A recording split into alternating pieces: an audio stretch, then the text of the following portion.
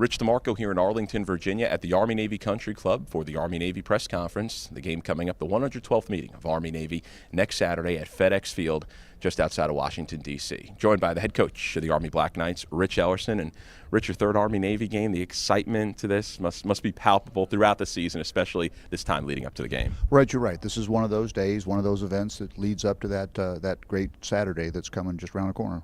You followed the Army-Navy game your entire life with so many family ties to West Point. What does this game mean to you? Oh, gosh.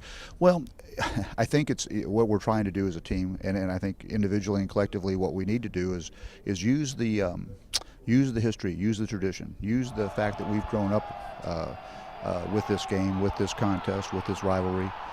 We've been looking forward to it since we became aware of the institutions.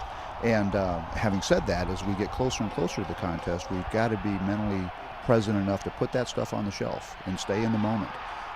Because again, once we get to the game, it's a game. First and foremost, it's a game. And if we're not really careful, we can carry an awful lot of baggage into this thing that can get in your way of staying in that moment.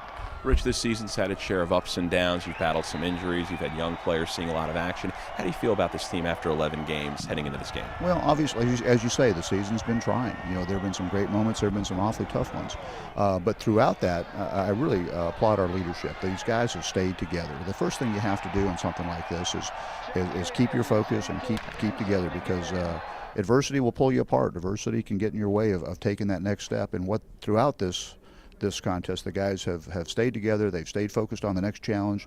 They've been determined to establish a way to play. They've battled their tails off on the next snap and the next opportunity. We don't always like what the scoreboard looked like. We don't always like what that effort looked like, but it was there, and it continues to grow and improve.